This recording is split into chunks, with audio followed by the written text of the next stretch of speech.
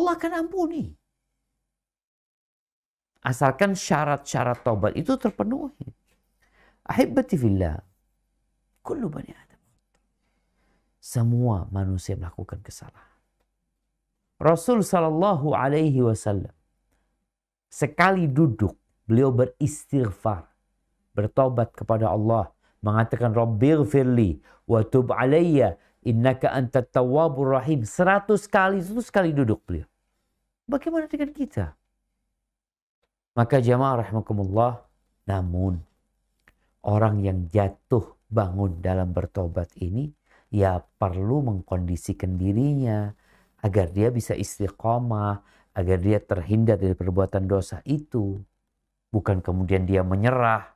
Ya udah gimana, aku memang kayak gini. Enggak. Kau harus berusaha semaksimal mungkin. Yang pertama, agar tidak kembali berbuat dosa, engkau perlu berdoa. Bersungguh-sungguh dalam doamu.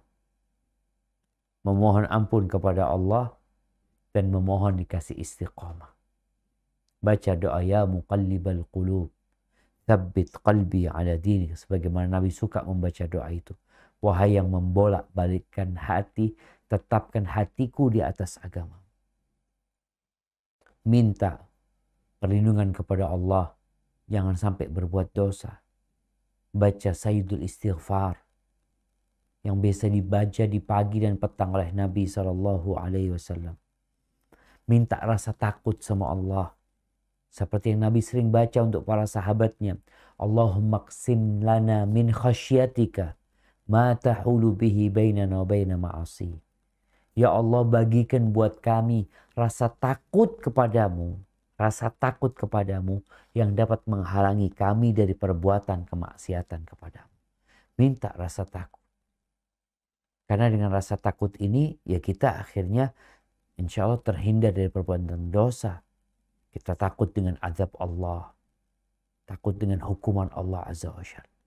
Dan kita tahu neraka sangat menakutkan.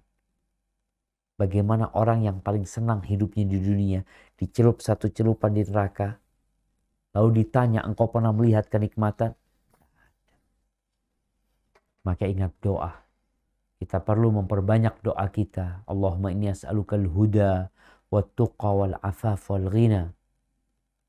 Kemudian yang kedua, menghindari tempat-tempat kemaksiatan. Lingkungan-lingkungan yang membuat kita terjebak dalam perbuatan dosa. Meninggalkan kawan-kawan yang buruk, yang berusaha untuk menggodain kita untuk berbuat dosa. Ganti kawannya, ganti lingkungannya. Kalau bicara syariah friend ini kan orang berganti. Dulu kok apa seperti ini kawan-kawanmu? Enggak kan? Maka perlu berganti kawan. Karena sebagaimana kawan yang buruk dapat menjerumuskan ke dalam perbuatan dosa, kawan yang baik juga dapat mengantarkan kepada istiqamah, kepada ketakwaan kepada Allah Azza wa Jalla. Dan Nabi SAW menyebutkan setan itu dari satu orang dia dekat, tapi dari dua orang dia akan menjauh gitu. Maka kita perlu kawan-kawan yang banyak. Dan kata Nabi SAW, serigala itu makan dari domba yang menyendiri, yang terlepas dari rombongan. Kita harus punya kawan-kawan yang baik. Kita harus menciptakan lingkungan yang baik. Kalau engkau berada di sebuah tempat, Ustadz Ana kalau kerja di tempat ini, kok dosa lagi, terus berbuat dosa. Tinggalkan tempat itu. Tapi gimana Ustadz, ini enak kerjaannya. Engkau lebih sayang dengan keimananmu, dengan ketakwaanmu, atau sama duniamu. Karena ada orang yang berbuat dosa di sebuah tempat berulang kali, karena masalahnya kau berada di tempat itu loh. Kita tahu bagaimana yang membunuh 100 orang. Ketika meminta solusi, aku sudah membunuh 100 orang. Fahalli min taubah, aku bisa tobat enggak? Kata alim ulama ini, apa yang menghalangimu dari tobat? Enggak ada. Tapi engkau itu hidup di kampung yang buruk gitu loh. Maka engkau harus tinggalkan tempat itu. Kalau benar-benar ingin tobat. Kalau enggak, ya balik lagi berbuat dosa. Karena seperti orang yang berada di tempat yang penuh dengan najis, dia balik ke tempat itu, ya kena najis lagi dia. Tinggalkan.